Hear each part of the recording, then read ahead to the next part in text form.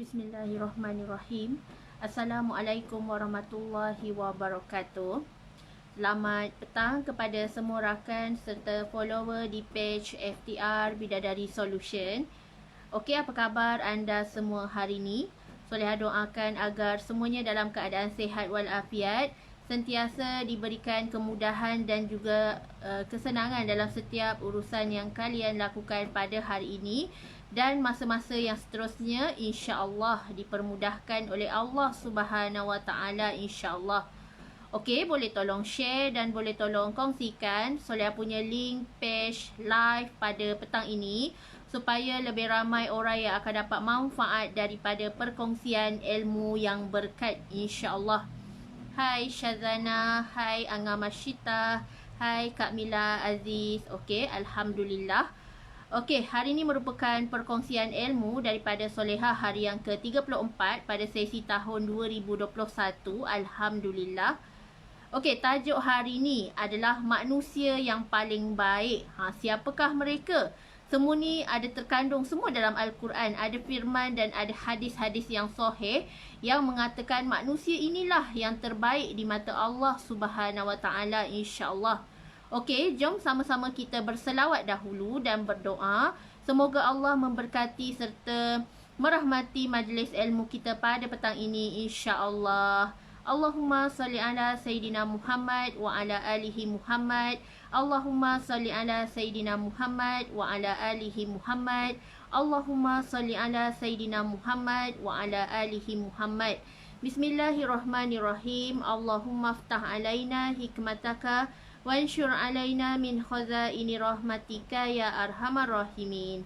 Rabbi syrahli sadri wa yassirli amri wahlul 'uqdatan min lisani yafqahu qawli. Amin ya Allah ya Mujib. Okey, hai Ida, hai Faz, hai Nadia. Siapa lagi ada ni? Hai Kak Azza, Kak Umi. Okey, alhamdulillah, thank you, dah ramai yang masuk. Okey, siapakah manusia yang paling baik? Okey, menurut Al-Quran dan juga hadis sahih, Soleha telah mendapatkan maklumat serta info-info bahawa ada banyak kategori manusia yang baik di mata Allah Subhanahu Wa Taala. Okey, hari ni Soleha nak kongsi tujuh manusia yang tergolong manusia yang paling baik di dunia ini insya-Allah. Okey, yang pertama adalah sahabat Rasulullah sallallahu alaihi wasallam.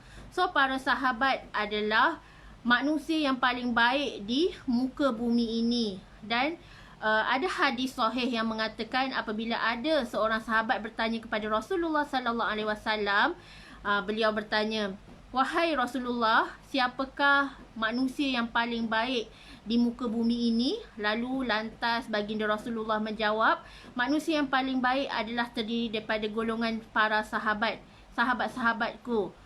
So, sahabat Rasulullah ada ramai, Abu Bakar, Uthman, Sayyidina Ali, Sayyidina Umar, Umar Al-Khattab. So, banyak sangat sahabat Rasulullah sallallahu alaihi wasallam, dan sesiapa sahaja yang merupakan sahabat Rasulullah, mereka adalah manusia yang paling baik dekat dunia ni. So, ini ada hadis dia. So, insya-Allah kalau kita sendiri, sebab tu disarankan untuk meneladani dan mencontohi sifat daripada sahabat.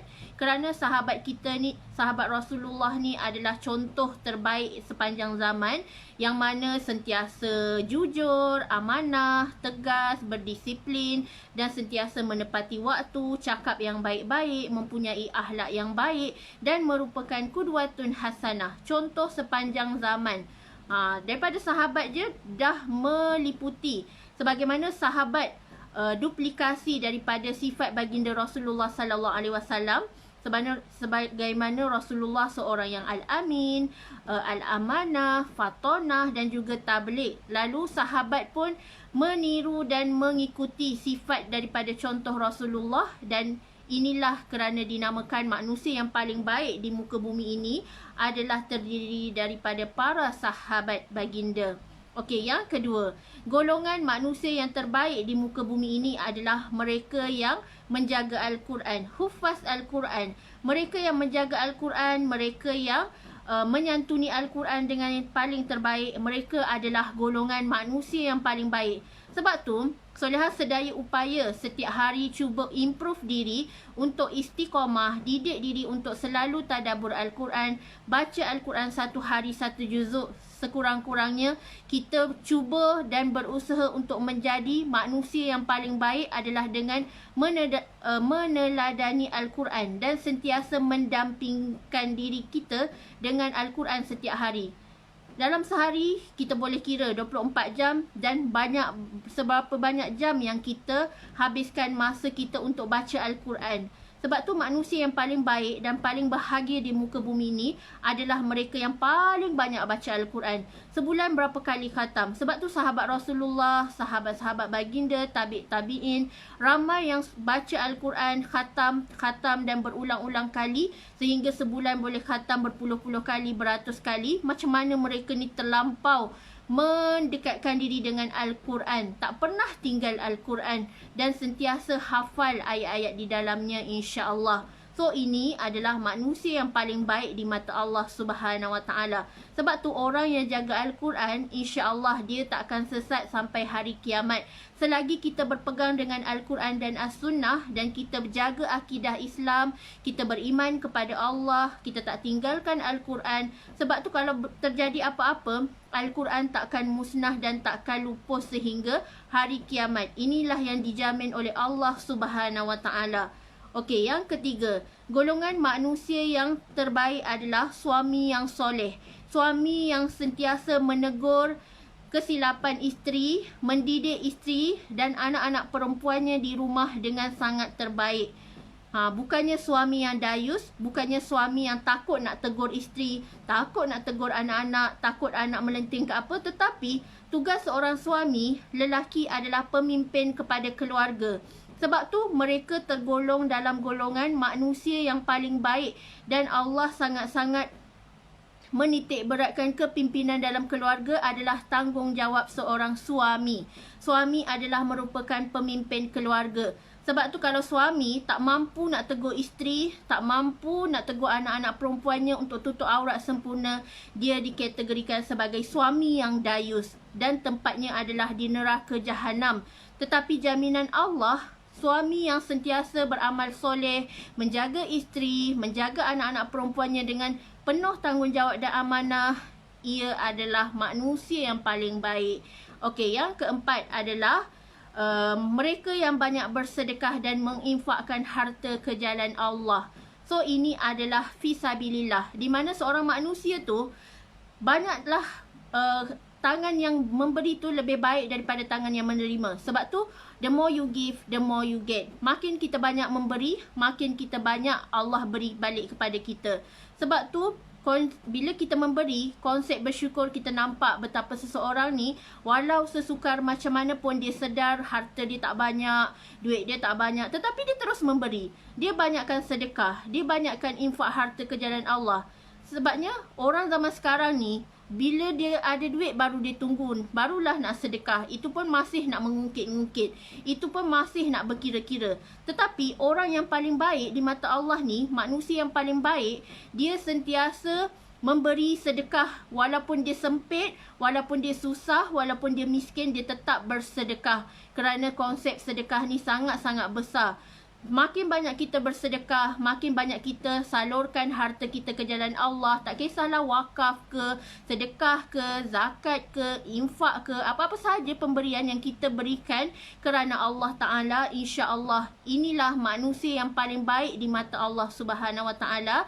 Dan balasan syurga akan diberikan kepada mereka yang banyak bersedekah, banyak memberi, banyak menghulur, insya-Allah. Contohi sifat daripada Ustaz Abid Liu, insya-Allah. Di situlah contoh teladan yang baik, di mana haters, orang kecam dia ke, dia terus jalan, dia terus bantu orang tanpa kira apa-apa musibah yang berlaku di hadapan. Waktu MCO pun dia sedaya upaya untuk bantu mereka yang dalam kesusahan. Sampaikan dia cakap sebolehnya dia tak nak tengok orang hidup susah, orang tak ada tempat tinggal. Dia cuba juga nak bantu seluruh rakyat di Malaysia ini, insya-Allah. Okey, yang seterusnya, yang kelima, manusia yang paling baik adalah manusia yang tidak ada hutang. Manusia yang bebas hutang. Tak kiralah hutang nyawa ke, hutang harta ke, hutang duit ke, atau apa saja amanah yang kita masih tergantung antara kita dengan Allah ke. Kalau contoh kita ada nazar, kita ada buat janji dengan Allah, wajib untuk kita tunaikan. Jangan kita hidup dekat dunia ni masih tergantung hutang-hutang kita dengan Allah, hutang-hutang kita dengan manusia, hutang-hutang kita dengan orang sekeliling. Contohlah, apa hutang kita dengan Allah? Contoh, kalau kita ada sedar kita tertinggal solat, sebab tu kita wajib qada balik solat kita. Kalau kita sedar, kita ingat, waras lagi fikiran kita, sihat tubuh badan, kita sedar kita tak habis lagi ganti puasa, Ramadan dah nak hampir dah ni, tetapi kita masih lagi belum habis ganti puasa. So wajib tunaikan dan bayar hutang-hutang kita kepada Allah Subhanahu Wa Taala. Jangan nanti bila Allah cabut nyawa kita, kita masih belum settle hutang-hutang kita. Solat kita belum qada, puasa kita belum qada, nazar kita belum tertunai. So beranikah kita nak berjanji dengan Allah selagi kita masih ada hayat ni? Allah bagi peluang sebelum pintu taubat tertutup, kita lunaskan hutang-hutang kita. Jangan berhutang dengan Allah, jangan berhutang dengan manusia, jangan berhutang dengan sesiapa sahaja. Bebaskan dan lepaskan, lunaskan supaya diri kita nanti amal kita tak tergantung di hari akhirat. Kita tak diazab di hari akhirat kelak, sebab kita hidup dekat dunia ni banyak hutang. Hutang yang masih belum settle. Hutang kita dengan manusia, hutang kita dengan Allah terlampau banyak belum settle. Okey, yang keenam, manusia yang paling baik di mata Allah adalah mereka yang taat kepada Allah dan Rasul. So mereka yang taat kepada Allah dan Rasul, so inilah golongan yang sentiasa dikasihi Allah, disayangi Allah. Inilah manusia yang paling baik. Bila mana dia mengaku dia cinta Allah, dia tunaikan apa yang Allah suruh. Jaga solat dia, jaga puasa dia, tunaikan haji dan umrah bagi yang berkemampuan, jaga ibu bapa, dan insya-Allah mereka ini adalah manusia yang paling baik, di mana cuba perbaiki diri dari hari ke sehari, cuba untuk istiqamah solat awal waktu, cuba untuk selalu berzikir, selalu menjaga selawat, insya-Allah. Sebabnya bila kita mengaku kita cinta Allah, kita cinta Rasulullah, kita buktikan dengan perbuatan, kita buktikan dengan hati kita, kalbu kita. Insya-Allah kalau kalbu kita merasai betapa nikmatnya beribadah tu, betapa kita rindu sangat nak beribadah dengan Allah, nak bercakap dengan Allah, nak berdoa dengan Allah, hari-hari sentiasa bercakap dengan Allah sampai bengkak-bengkak mata, sebab kita sedar kita banyak dosa. Kita sedar, kita takut taubat kita ni masih belum Allah terima. Sebab tu tugas kita setiap hari kita sentiasa bertaubat, sentiasa melakukan solat sunat taubat sebelum tidur 2 rakaat, insya-Allah, minta keampunan Allah dan berusaha setiap hari untuk lakukan taubatan nasuha. Kita berazam dah tak nak dah buat dosa, tak nak dah buat menyakitkan hati orang, tak nak dah berdendam sana sini, tetapi kita raih kasih sayang Allah, kita cuba capai redha Allah dan sentiasa berdamping dengan Allah. Itu tanda kita taat dan patuh kepada Allah Subhanahu Wa Taala tanpa tanpa kita rasa macam ada was-was ke, kita tak yakin ke, tetapi kita fokus bahawa kita ni hamba yang bertakwa dan beriman, sentiasa cuba raih kasih sayang Allah semaksimalnya, insya-Allah. Dan yang ketujuh, manusia yang paling baik adalah anak soleh dan solehah. Anak bukan anak derhaka, anak yang selalu berbakti kepada kedua ibu bapanya dan sentiasa menjaga kebajikan kedua ibu bapanya. Bukannya bila kita dah senang, kita dah ada keluarga, kita tinggalkan mak ayah kita dekat rumah orang tua. Selagi kita masih ada, anak-anak masih ada, cuba tunaikan tanggungjawab anak. Jangan biarkan mak ayah di kaki lima, jangan biarkan mak ayah di kampung duduk dalam rumah yang bocor, atap bocor, rumah dah nak roboh. Sampai hati kita dah berjaya hari ni sebenarnya asbab doa mak ayah kita. Tetapi bila kita senang, kita jadi orang yang lupakan kulit, kacang lupakan kulit. Kita tak naklah macam tu. Sebabnya manusia yang paling baik ni, selagi mak ayah dia masih hidup dekat dunia ni, dia jaga, dia belai, dia kasih dekat mak ayah dia dengan sepenuh hati dia.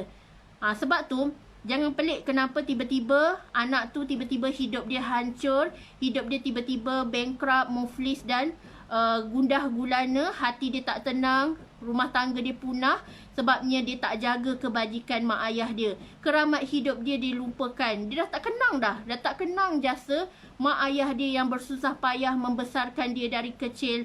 Alangkah sedihnya hidup kita andai tiada keberkatan dan doa daripada mak ayah kita. Sebab tu takkan terputus doa daripada seorang ibu dan ayah selagi mereka masih hidup dekat dunia ni. Sebab tu doalah sungguh-sungguh, semoga kita dapat melayani, menyantuni mak ayah kita dengan sebaiknya. Jangan abaikan mereka, jangan sakitkan hati mereka, jangan buat mereka menangis kesedihan, jangan buat mereka menangis kepiluan, rindu kat kita, tetapi kita nak call pun payah. Mereka rindu dekat anak, rindu dekat keletah anak-anak waktu kecil dulu, saling happy, gembira. Tetapi sekarang semuanya telah berjauhan, tiada lagi hubungan, tiada lagi telefon, tiada lagi dengar khabar berita.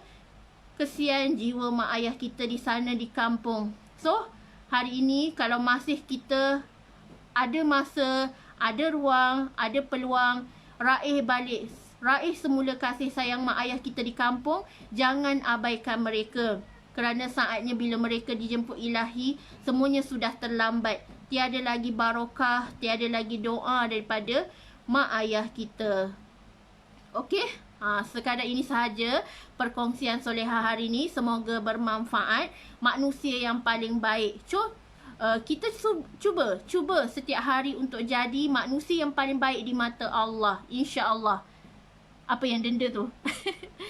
Kak Ira bergurau dengan Reha ya. Okey. So, sentiasalah kita raih kasih sayang Allah. Kita nak cuba jadi manusia yang paling baik, manusia yang sentiasa Allah sayang, manusia yang sentiasa dapat redha restu daripada ibu bapa, daripada Allah Subhanahu Wa Taala, insya-Allah. Kerana berjayanya kita pada hari ini adalah kerana barakah, kerana redha daripada Allah Subhanahu Wa Taala. Okey, wabillahi taufiq wa hidayah. Wassalamualaikum warahmatullahi wabarakatuh.